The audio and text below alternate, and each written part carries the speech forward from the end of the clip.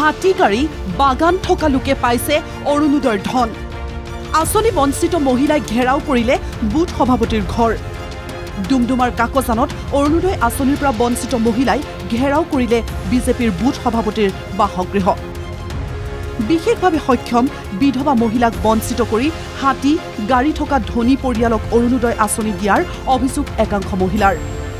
ডুমডুমা বিধানসভা সমষ্টিৰ অন্তৰ্গত কাকজান গাঁও পঞ্চায়তৰ বিজেপি দলৰ 159 নম্বৰ বুথ সভাপতি বুলু প্ৰজাৰ ঘৰ ঘেৰাও কৰিলে অৰুণোদয় আঁচনিৰ পৰা বঞ্চিত একাংশ মহিলাই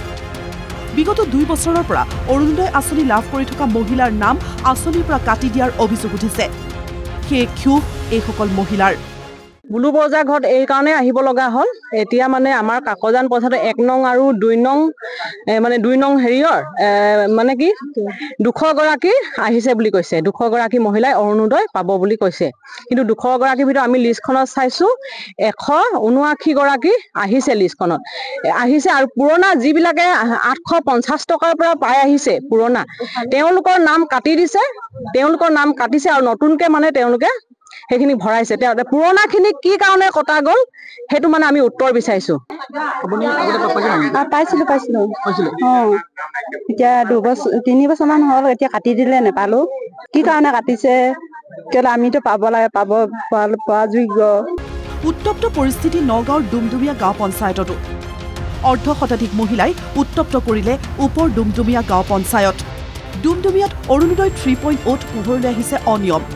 অৰুণোদয় আঁচনিৰ বাবে বাছনি কমিটিৰ সদস্যক ধন নিদিয়াৰ বাবে নাম কৰ্তনৰ অভিযোগ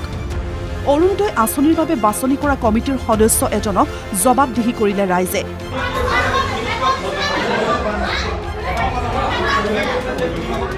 গাঁওখনৰে দৰিদ্ৰ বিধৱা এইসকল মহিলাই পূৰ্বৰ পৰা অৰুণোদয় আঁচনিৰ ধন লাভ কৰি আহিছিল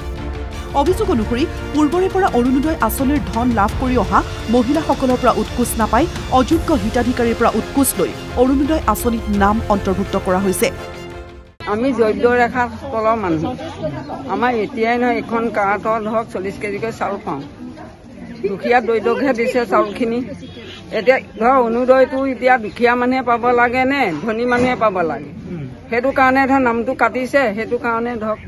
আহিছে ইয়াত নাম কোনে কাটিছে এটা কোনে কাটিছে ধৰ যিকেইটা লিডাৰ সেইকেইটাহঁতে কাটিব বাছনি কমিটিৰ সদস্য কেইজনৰ বিৰুদ্ধে অভিযোগ বহুত ডুমডুমিয়া গাঁও পঞ্চায়তৰ সভানেত্ৰী পূৰ্ণিমা দাসৰ বিৰুদ্ধেও অৰুণোদয় আঁচনিৰ নামত 1000কৈ টকা লোৱাৰ অভিযোগ উত্থাপন কৰিছে এইসকল মহিলাই আজি 3-4 জন মান মানুহৰ মানে তত্ত্বাৱধানত কাটা গৈছে সেই 3 জনৰ ভিতৰত এজন পাপুল কুমাৰ দাস আৰু এজন নিতুল বৰুৱা আৰু এজন কোন পল্লৱী দেৱী গতিকে এই মানুহকেজনৰ মানে উচিত বিচাৰ আমাক লাগিব তেখেতসকলে কি অৰ্থত কাটিলে মানে এই যে আমাৰ অৰুণোদয়বোৰ মুখ্যমন্ত্ৰী ডক্টৰ হিমন্ত বিশ্ব শৰ্মাই অৰুণোদয় আঁচনিৰ ক্ষেত্ৰত কঠোৰ নিৰ্দেশনা প্ৰদান কৰিছে তাৰ পাছতো বহু স্থানত সংঘটিত হৈছে এনে অনিয়ম বিষয়টো গুৰুত্ব সহকাৰে ল'বলৈ মুখ্যমন্ত্ৰীক আহ্বান ভুক্তভোগীৰ ডুমডুমাৰ পৰা ভাস্কৰ দাহাল ঢিঙৰ পৰা দীপজ্যোতি কাকতিৰ ৰিপৰ্ট NKTV+